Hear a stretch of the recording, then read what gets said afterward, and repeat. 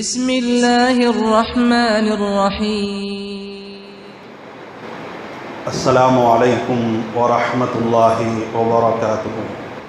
கண்ணியத்திற்கும் மாண்பிற்கும் உரிய எல்லாம் வல்ல அல்லாஹுவின் நல்லடியார்களே, அல்லாஹுடைய பெரும் கிருபையால் சிறப்புக்குரிய இந்த ஜும்மாவுடைய தினத்திலே ஜும்மாவுடைய முன்னுரையில் நான் உங்களிடத்திலே வாசித்து காட்டிய அருள்மறை குர்ஆனுடைய அந்த திரு வசனம் என்பது குர்ஆனுடைய 47வது அத்தியாயம் சூரத்து முஹம்மதில் இடம்பெறுகின்ற 33வது வசனம். அல்லாஹ் ரப்புல் ஆலமீன் அந்த திரு வசனத்தின் வாயிலாக குறிப்பிடுகிறான், யா அய்யுஹல்லதீன ஆமனு, ஈமான் கொண்டவர்களே, நம்பிக்கையாளர்களே, அத்தியுல்லாஹ், அல்லாஹுக்கு கட்டுப்படுங்கள், வ அத்தியுர் ரசூல், இந்த தூதர் முஹம்மதுக்கு கட்டுப்படுங்கள், வலா துப்திலு அஅமாலக்கும், உங்களுடைய அமல்களை வீணாக்கி விடாதீர்கள். உங்களுடைய அமல்கள் உங்களுக்கு பிரயோஜனமானதாக இருக்க வேண்டும், நாளை மறுமையிலே உங்களுக்கு பயன் தரக்கூடியதாக இருந்து உங்களை சொர்க்கத்திலே இட்டு செல்லக்கூடியதாக உங்களுடைய அமல்கள் அமைய வேண்டும் என்றால் அல்லாஹுக்கு கட்டுப்பட்ட விதத்திலே, அவனுடைய தூதருக்கு கட்டுப்பட்ட விதத்திலே அந்த அமல்களை நீங்கள் அமைத்துக் கொள்ளுங்கள். அந்த திருவசனத்தின் வாயிலாக அல்லாஹ் என்ன சொல்றான்? எந்த நல்ல அமலை நீங்கள் செய்வதாக இருந்தாலும் அல்லாஹ் சொல்லி இருக்கிறானா, அவனுடைய தூதர் போதித்திருக்கிறார்களா என்று பார்த்து செய்ய வேண்டும். அவ்வாறு இல்லை என்றால் அது வீணா போயிடும். அதே விதமாக குர்ஆனுடைய 59வது அத்தியாயம் சூரத்துல் ஹஷ்ரிலே இடம்பெறக்கூடிய 7வது வசனத்தை வாசியுங்கள். அதனுடைய இறுதி பகுதியிலே அல்லாஹ் சொல்கிறான், வமா ஆதாக்குமுர் ரசூலு ஃபஃபுது, இந்த தூதர் உங்களுக்கு மார்க்கமாக எதை வழங்குகிறார்களோ அதை பற்றி பிடித்துக் கொள்ளுங்கள். வமா நஹாக்கும் அன்ஹு ஃபந்தஹு, எதை விட்டு உங்களை தடுக்கிறார்களோ அதை விட்டு விலகி கொள்ளுங்கள். வத்தகுல்லாஹ், இந்த விஷயத்தில் அல்லாஹ்வை அஞ்சிக் கொள்ளுங்கள். இன்னல்லாஹ ஷதீதுல் இகாப், அல்லாஹ் கடுமையாக தண்டிக்கக்கூடியவன். தூதர் வழங்கக்கூடியதை பற்றி பிடித்துக் கொள்ளுங்கள் என்றால் தூதர் வழங்காததை நீங்க பிடிக்காதீங்க. தூதர் எதை தடுத்திருக்கிறார்களோ அதை விட்டு விலகி கொள்ளுங்கள் என்றால் தூதர் தடுத்ததை நீங்க செய்யாதீங்க. அல்லாஹ்வை அஞ்சிக் கொள்ளுங்கள். அல்லாஹ்வுடைய தண்டனை என்பது கடுமையானது. இந்த உலகத்திலே விட்டு விடப்படுகிறோமே என்று நீங்கள் எண்ணி விடாதீர்கள். நாளை மறுமையினுடைய தண்டனை என்பது கடுமையானதே என்று அந்த வசனத்தின் வாயிலாக அல்லாஹ் சொல்கிறார்.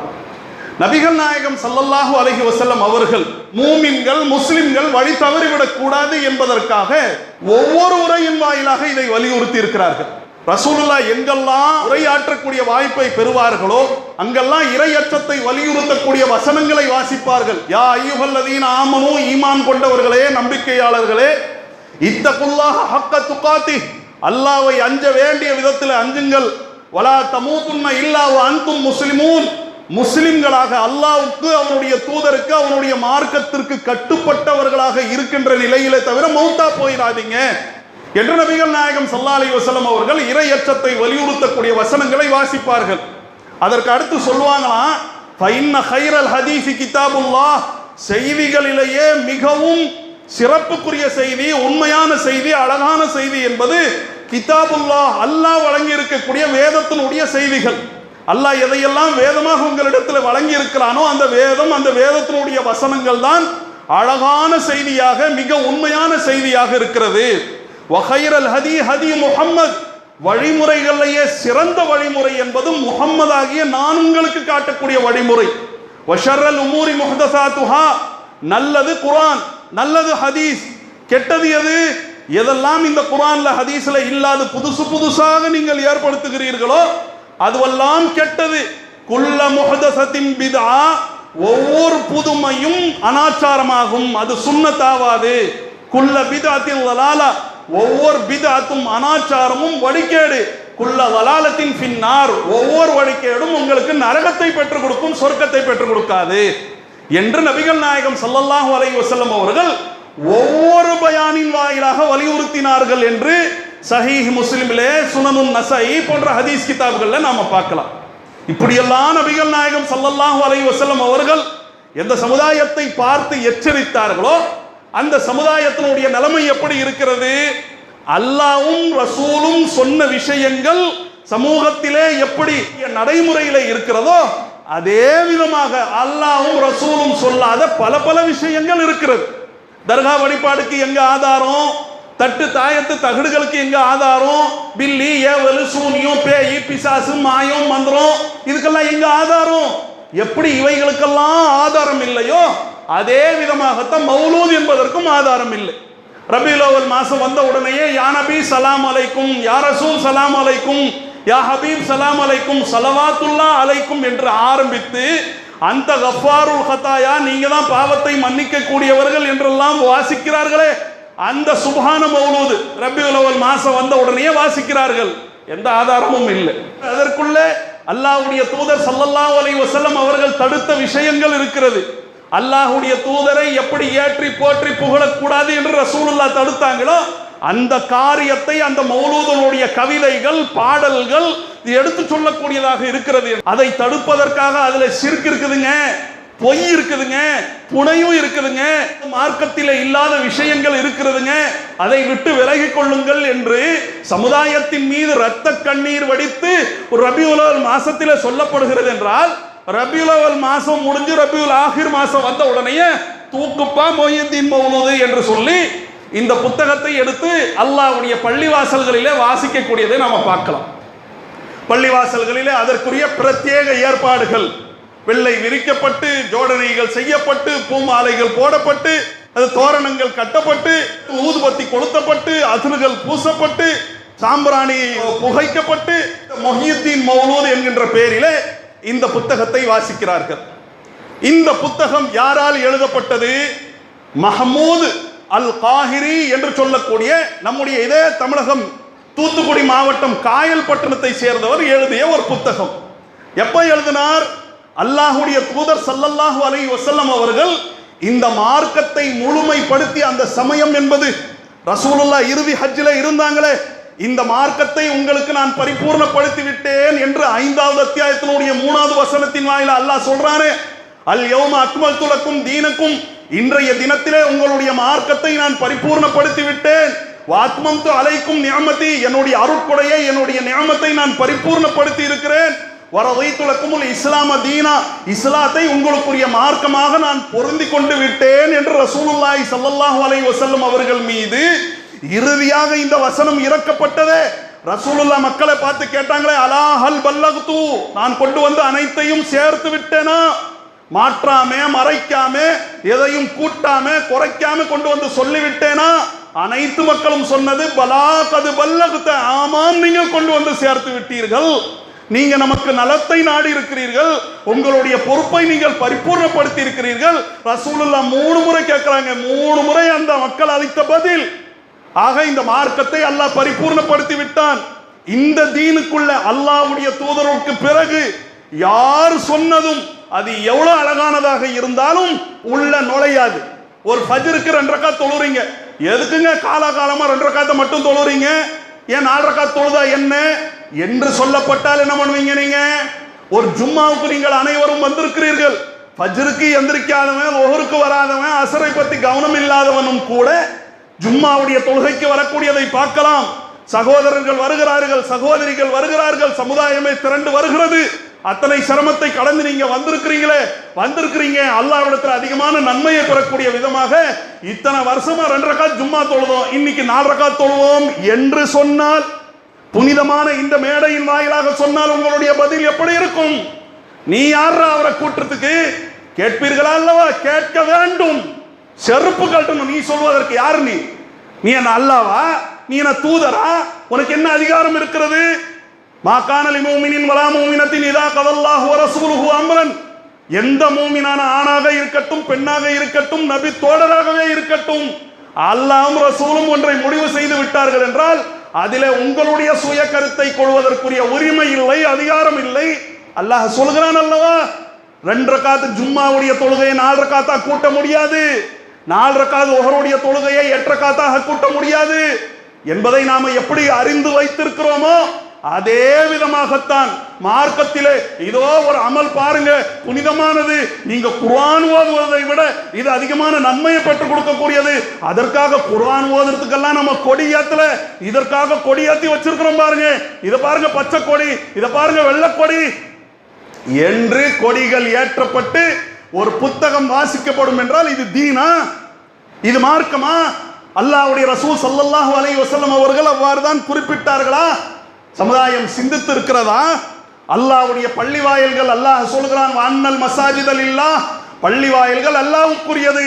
ஃபலா ததுஊன அல்லாஹி அஹதா, அல்லாஹ்வோடு இணைத்து யாரையும் நீங்கள் வணங்காதீர்கள் என்று அல்லாஹ் எந்த பள்ளி வாயில்கள் சம்பந்தமாக சொல்லி இருக்கிறானோ அதே பள்ளி வாயிலே அமர்ந்து கொண்டு ஹிஜ்ரி 471 பிறந்து 561 மரணித்து விட்ட மௌத்தாகி விட்ட அப்துல் காதிர் ஜீலானி அவர்களை நீங்கள் தான் குத்துபுல் அக்தாப், நீங்கள் தான் சையது சாதாத், நீங்கள் தான் கௌசுல் ஆதம், நீங்கள் தான் தஸ்தகீர், இஹ்திர்னி வாங்க வாங்க, நாம் நம்முடைய அழைப்பை ஏற்றுக்கொண்டு ஷைഖி யா முஹியுத்தீனி, முஹியுத்தீனே வாங்க என்று அல்லாஹ்வுடைய பள்ளிவாசலிலே வைத்து அழைக்கப்படுகிறது என்றால் இதை விட பள்ளிவாசலை அலங்கோலப்படுத்தக்கூடியது வேறு என்னவாக இருக்க முடியும்?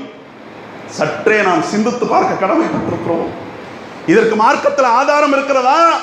எப்படி போன மாசம் ரபியுல் அவ்வல் மாசம் சுப்ஹான மௌலூது என்று பாடல் வரிகளை சினிமா பாடல், சாமி பாடல் என்று அந்த மெட்டுகளிலே எடுத்து பாடுகிறார்களோ அதற்கு ஆதாரம் இல்லையோ, இந்த முஹியுத்தீன் மௌலூத் என்கின்ற பெயரிலே பாடப்படுகின்ற இந்த புத்தகம் இதற்கும் எந்த ஆதாரமும் இல்லை. சிந்தித்து பார்க்க வேண்டும். அப்துல் காதர் ஜீலானி அவர்கள், அவருடைய பெயர்ல தான் இந்த மௌலூத் என்பது பாடப்படுகிறது. ஜீலான் ஈரானுடைய ஒரு சின்ன கிராமம். ஈரானுடைய தலைநகர் தெஹ்ரான் இருக்கிறதே, தெஹ்ரானில் இருந்து வடகிழக்கிலே அமைந்திருக்கக்கூடிய ஒரு சின்ன கிராமம். இன்றைக்கு அது நகரமாக வளர்ந்திருக்கிறது. நீங்க கூட கூகுள் மேப்ல போட்டு பார்க்கலாம். இந்த ஜீலானுங்கிறது நீங்க போட்டீங்கன்னா JIL அப்படிங்கிற அந்த ஸ்பெல்லிங்ல நீங்க போட்டீங்கன்னு கேட்டா அந்த கிராமத்தை உங்களுக்கு எடுத்து காட்டும். அது ஈரான்ல அமைந்திருக்கிறது.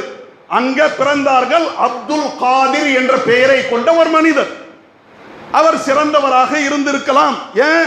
அவர் எழுதிய புத்தகங்கள் நமக்கு எடுத்து சொல்கிறது. அல் குன்னியத்து லி தாலிபி தரீகில் ஹக், யார் உண்மையை அறிந்து கொள்ள வேண்டும், உண்மையினுடைய வழியுடைய அந்த தேடல் உள்ளவர்களாக இருக்கிறார்களோ அவர்களுக்காக என்று ஒரு புத்தகத்தை எழுதி இருக்கிறார்கள். அதே விதமா அல் ஃபத்ஹுர் ரப்பானி வ ஃபைதுர் ரஹ்மானி என்ற பெயரில் ஒரு புத்தகத்தை எழுதி இருக்கிறார்கள். அதே விதமா ஃபுதூஹுல் கைப் என்ற பெயரிலே அவருடைய அந்த பயான்கள், அவருடைய உரைகள் தொகுக்கப்பட்டிருக்கிறது.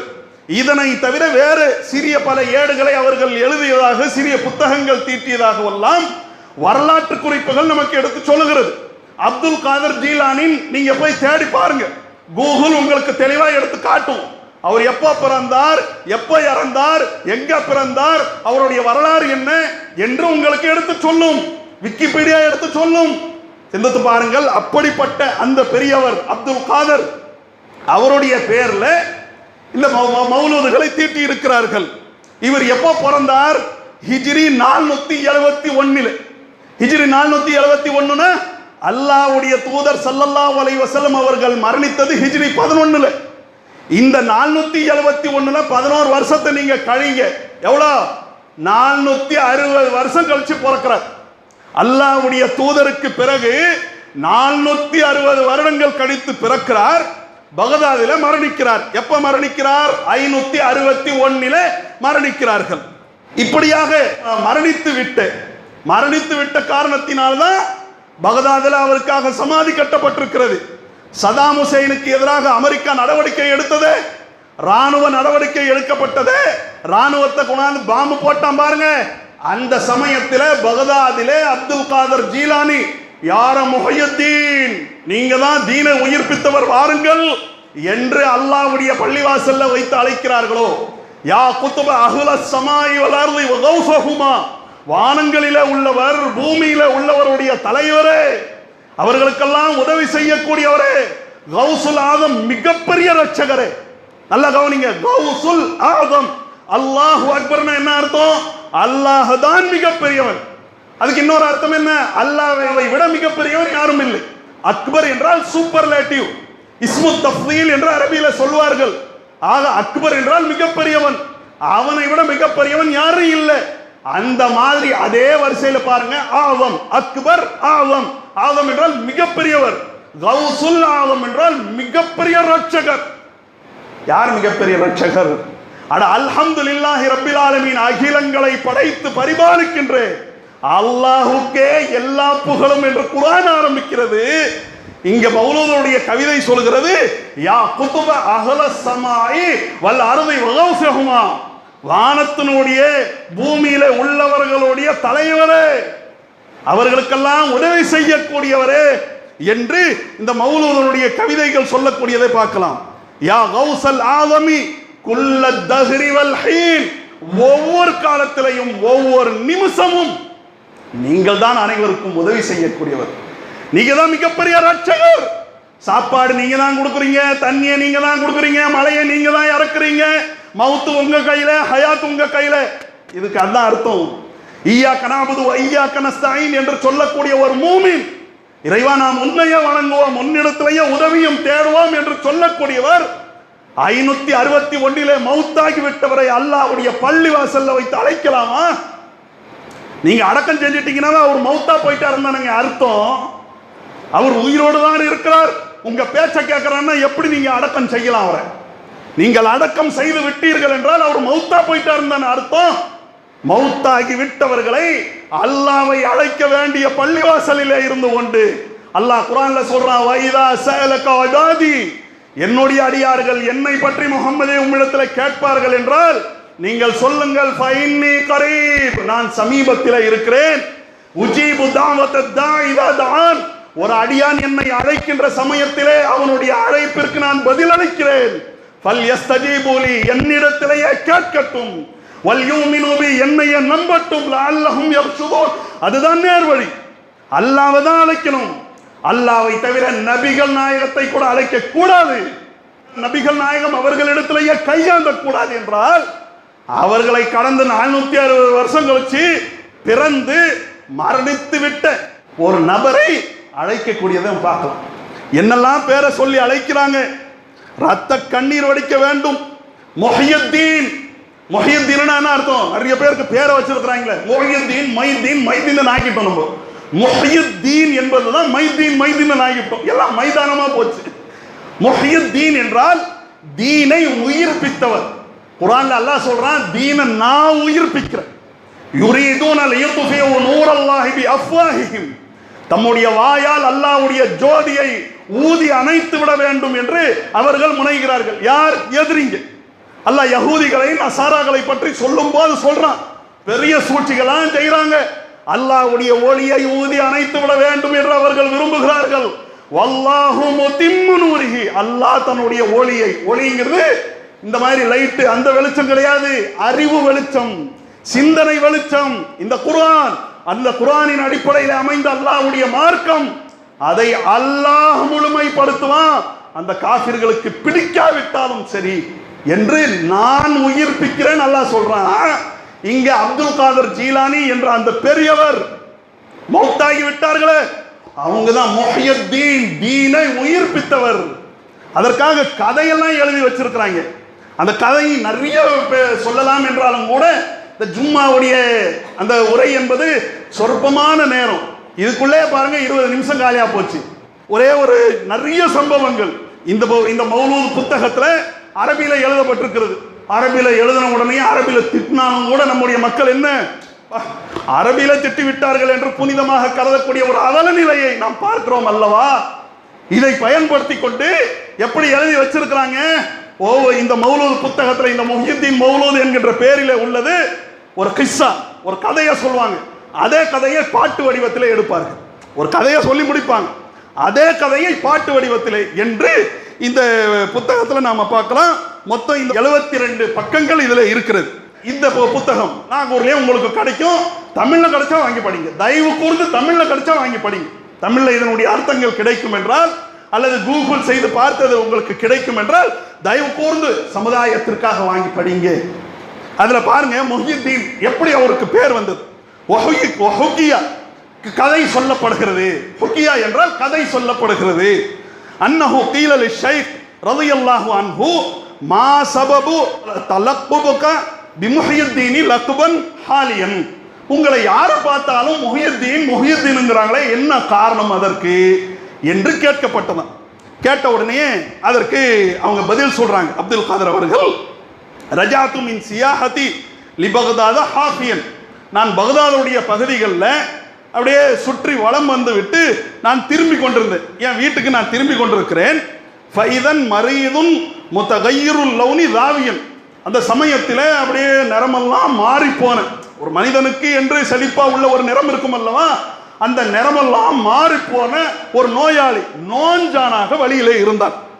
வழியில இருந்த உடனேயே ஃபசல்லம அலையா, அவர் உட்கார்ந்து இருக்கிறார். நல்லா கவனிங்க, அவர் உட்கார்ந்து இருக்கிறார். நீங்க என்ன சொல்றீங்க? ஹாதா மனாகிபு குத்துபுல் அக்தாபி சையது சாதாத், தலைவர்களுக்கெல்லாம் பெரிய தலைவர், குத்துபுகளுக்கெல்லாம் பெரிய குத்துபு யாரு? இந்த முஹியுத்தீன் என்று நீங்க சொல்றீங்க அல்லவா.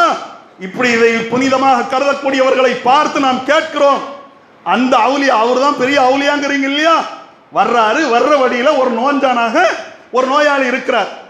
அவர் இவருக்கு சலாம் சொல்றார். அல்லாஹ்வுடைய தூதர் ஸல்லல்லாஹு அலைஹி வஸல்லம் அவர்களுடைய பழக்கம் என்ன? யார் அமர்ந்திருக்கிறார்களோ அவர்களுக்கு இவங்க சலாம் சொல்லுவாங்க. நான் உள்ள வர்றேன்னு நீங்க எனக்காக எந்திரிச்சு நிற்க கூடாது. இது அல்லாஹ்வுடைய தூதர் கற்றுக் கொடுத்த ஒழுக்கம். இந்த அவுலியா அல்லாஹ், அவுலியால பெரிய அவுலியா சையது சாதாத் குத்துபுல் அக்தாப் முஹியுத்தீன் தஸ்தகீர், அவருடைய இதுவை பாருங்க. ஃபசல்லம அலையா, அவர் எனக்கு சலாம் சொன்னார். ஏன்? அவர் தான் நோயாளியா இருக்கிறார், அவருக்கு நீங்க சலாம் சொல்ல வேண்டியது தானே. இதை அப்துல் காதரை பார்த்து கேட்கல, அப்துல் காதர் ஜீலானி அவர்களுடைய பேரில் அந்த ரஹ்மத்துல்லாஹி அலைஹி என்ற அவருடைய அந்த பெரியாருடைய பெயரில் இந்த காயல் பட்டணத்தை சேர்ந்த இந்த மஹ்மூதுங்கிற இந்த கவிதை எழுதி வச்சிருக்கிறானே, அவனை பார்த்து நாம் கேட்கிறோம். அவர் இவருக்கு சலாம் சொன்னாராம், நோஞ்சானான நோயாளி. வசல்லம் து அலைஹி முனாதீன், அப்ப வாலைக்கும் சலாம் என்று நான் பதில் அளித்தேன். ஃபகால அஜ்லிஸ்னி ஃபாஜ்லஸ்துஹு, உடனே என்னை அமர வையுங்கள் என்று அவன் சொன்னான். அந்த நோயாளி என்னிடத்துல சொன்னார். அப்ப நான் என்ன அர்த்தம்? வர்றாருங்கிறதுக்காக அவர் எந்திரிச்சு நின்று இருக்கிறார், உட்கார கூட முடியாது, அப்படி பலவீனமான நிலையில இருக்கிறார். அவரை இவர் அமர்த்துகிறார். யாரு? அப்துல் காதர் அவர்கள். ஃபாஜ்லஸ்துஹு, அப்படி நான் அவரை உட்கார வைத்தேன். உட்கார வச்சு அவர் மேல கைய வைக்கிறேன். ஃபனமா ஜஸதுஹு, அவருடைய உடல் அப்படியே ஊத ஆரம்பித்தது. அப்படியே நோஞ்சானா இருந்தாரு, நாளைக்கு செத்து போவாருங்கிற நிலையில இருந்தாரு, அவர் அப்படியே வளர ஆரம்பித்தார். ஃபனமா ஜஸதுஹு வசார லௌனுஹு சாஃபியன், அப்படியே அந்த கலர் எல்லாம் கரெக்டா வந்துருச்சு. ஒருத்தர் ரொம்ப நோயாளியா இருக்கும்போது எப்படி இருக்கும்? அவன் அந்த நோய் தீர்ந்து விட்டது என்றால் அப்படியே முகமெல்லாம் நல்லா மலர்ந்த விதமாக அது ஆகிவிட்டது. ஃபகால, அவர் கேட்டார். யாரு? நோயாளியா இருந்து நல்லவரா ஆயிட்டாரு. அவர் கேட்டார், அத்தாரிஃபுனி, என்ன உங்களுக்கு தெரியுமா என்று அப்துல் காதிர் அவர்களிடத்தில் கேட்டார்கள். ஃபகுல்து, நான் சொன்னேன், லா, எனக்கு தெரியாது. பாருங்க, எல்லாமே மறைவானதெல்லாம் தெரிஞ்சவருக்கு இந்த நோயாளி யாருங்கிறது தெரியல. ஃபகுல்து லா, தெரியாது என்று நான் சொன்னேன். ஃபகால, அதற்கு அவர் சொன்னார், நோயாளியா இருந்து நல்ல முறை ஆயிட்டாரு அந்த நலமானவர் சொன்னார், அனத்தீன், நான் தான்பா தீனு, நான் தான் மார்க்கம். குந்து தாசிரன் வாஹியன், ரொம்ப பலவீனமான நிலையில இருந்தேன், நோஞ்சானா இருந்தேன், நாளைக்கு செத்து போவேங்கிற நிலையில இருந்தேன். ஃபகத் அஹ்யானி அல்லாஹு பிக, அல்லாஹ் உன்னை கொண்டு என்னை உயிர் பெற செய்து விட்டான். அப்ப நபிமார்கள்லாம் எதுக்கு வந்தாங்க? நபிமார்கள்லாம் ஏன் அடி உத வாங்கினாங்க? சிந்தித்து பார்க்கவே இல்லையா? பாடாத பாடுபடுத்தினாங்களே. ஹூத் அலைஹிஸ்ஸலாம் பட்டப்பாடு, சாலிஹ் அலைஹிஸ்ஸலாம் பட்டப்பாடு, நூஹ அண்ணா பாடுபடுத்தினாங்களே அலைஹிமுஸ்ஸலாம், இப்ராஹிம் அலைஹிஸ்ஸலாம் தீ குண்டத்துல தூக்கி போட்டாங்களே. அப்ப அதெல்லாம் அப்ப அவர்கள்லாம் உயிர் பெற வைக்கலையோ? அப்ப அஹ்யானி அல்லாஹு பிக, உன்னை கொண்டுதான் அல்லாஹ் என்னை உயிர் பெற செய்து விட்டான். அந்த முஹியுத்தீனி பில் யகீன், நீங்கள் தான் இனி உறுதியாக முஹியுத்தீன் என்று அழைக்கப்படுவீர்கள். ஃபன் சரஃப்து லில் ஜாமி, அதற்கு அடுத்து ஜாமியை நோக்கி நான் போனேன்.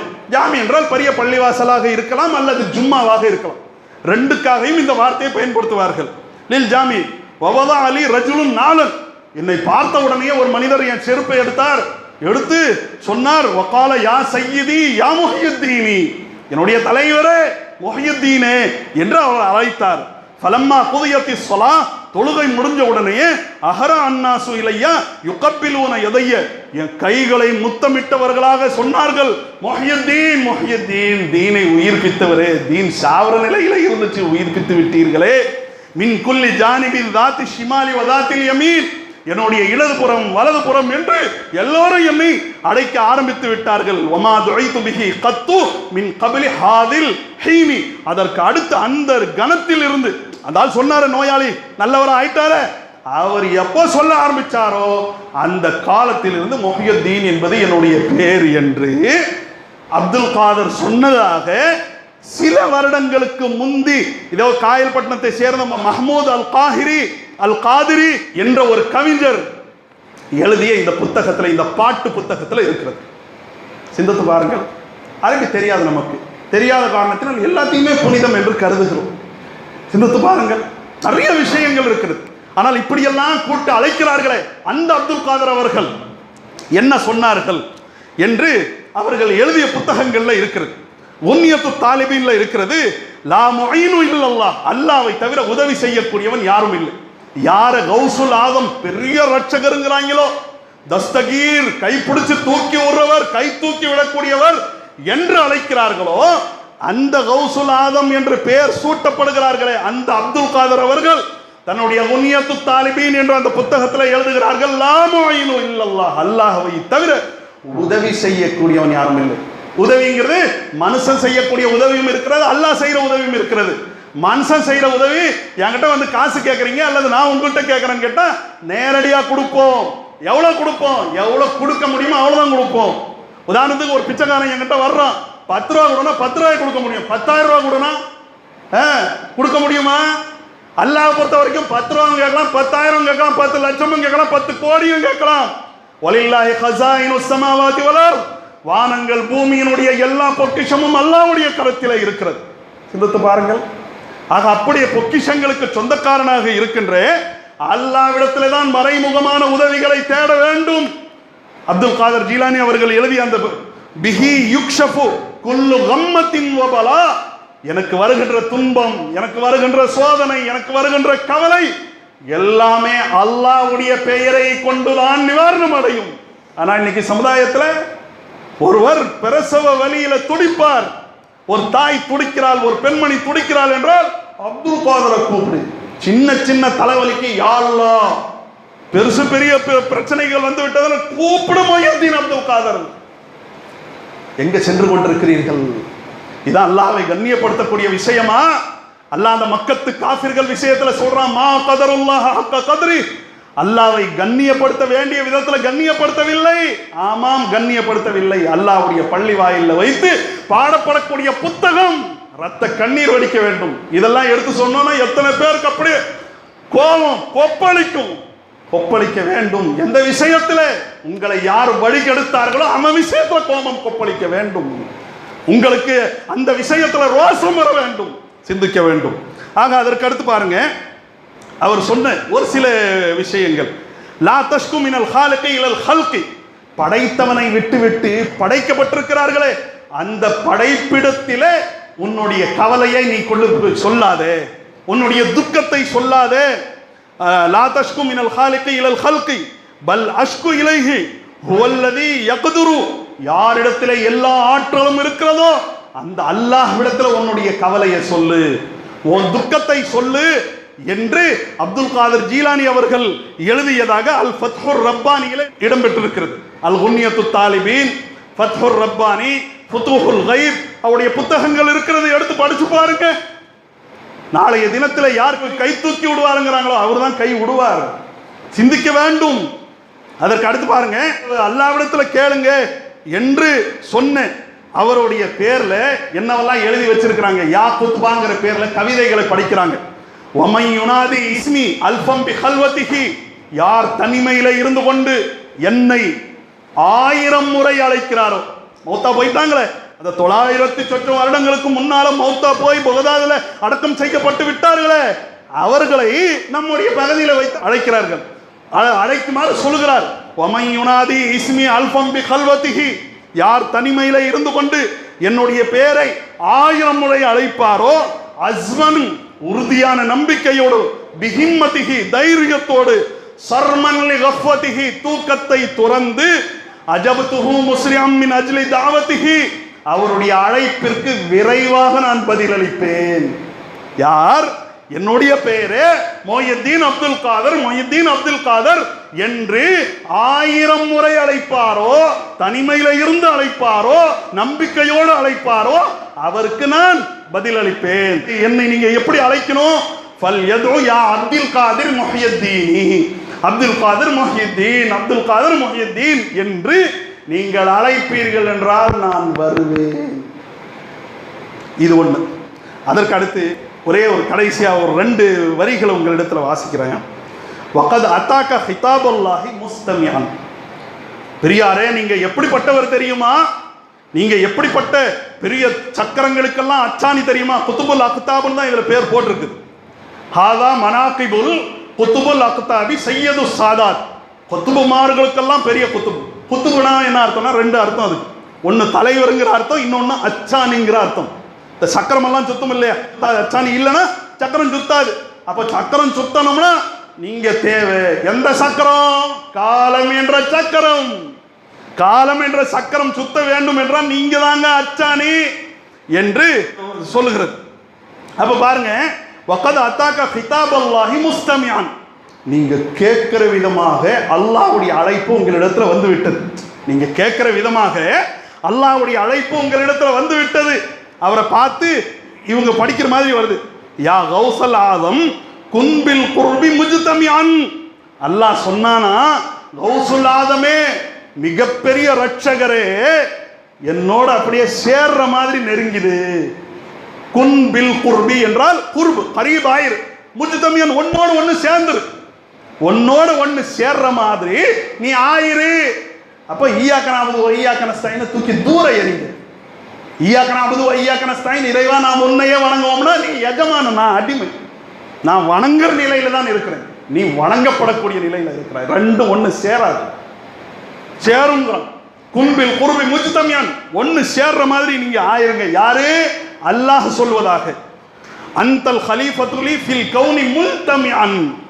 இந்த உலகத்திலே ஒளிமயமான ஹலீஃபாவாக, பிரதிநிதியாக, என்னுடைய பிரதிநிதியாக நீ இருக்கிறாய். அல்லாஹ் சொன்னதா? அல்லாஹ் சொன்னானா என்னுடைய பிரதிநிதி நீ தான். அப்போ பிரதிநிதி யாரை நியமிப்பார்கள்? யாரால கேட்க முடியாதோ, யாரால் நேரடியாக அணுக முடியாதோ, யார் செத்து போவாங்களோ அவங்க தான் பிரதிநிதி. அப்ப என்னுடைய பிரதிநிதியாக நீங்கள் ஆகிவிடுங்கள். சும்மீத இஸ்மி அதீமின் முஹியுத்தீனி. ஆக மிகப்பெரிய பேர் முஹியுத்தீன் என்ற பேர் நீர் சூட்டப்பட்டிருக்கிறாய் என்று யா குத்பாவில் வருகிறது. இதுக்கு பதிலாக ஒரே ஒரு வசனத்தோடு நான் முடிச்சுக்கிறேன். அல்லாஹ் குர்ஆன்ல 27வது அத்தியாயம் சூரத்து நம்ல இடம்பெறக்கூடிய 80வது வசனம் வாசித்து பாருங்க.